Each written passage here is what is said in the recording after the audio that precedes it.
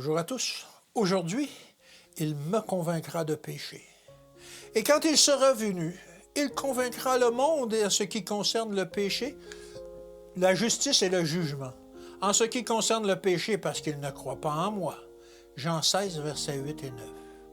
Le rôle du Saint-Esprit est clairement défini par ces paroles du Christ. Quand il sera venu, il convaincra le monde en ce qui concerne le péché, la justice et le jugement. C'est le Saint-Esprit qui convainc de péché. Si le pécheur se laisse toucher par son influence vivifiante, il sera amené à la repentance et comprendra combien il est important d'obéir aux ordres de Dieu. Pardon. Tandis que Saul s'abandonnait ainsi à la puissance convaincante du Saint-Esprit, il découvrit les erreurs de sa vie et comprit la portée lointaine de la proclamation de la loi divine.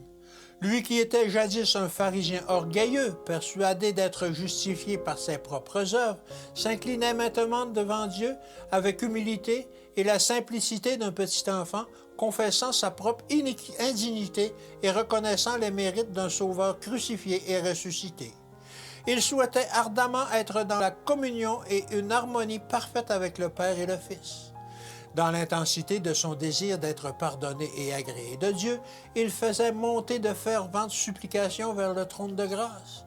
Les prières du pharisien repentant n'étaient pas vaines. Les pensées et les émotions les plus profondes de son cœur furent transformées par la grâce divine. Et ses plus nobles aspirations, en harmonie avec les desseins éternels de Dieu, le Christ et sa justice devinrent pour lui plus que le monde entier. La conversion de Saul est une preuve frappante du pouvoir miraculeux du Saint-Esprit pour convaincre les hommes du péché. C'est grâce à la puissance du Saint-Esprit que la domination de Satan sera abolie. Le Saint-Esprit convainc de péché et extirpe le mal de l'âme avec le consentement de l'homme.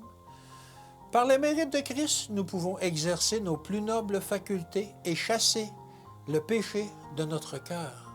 Que Dieu vous bénisse et qu'il vous garde, et à demain.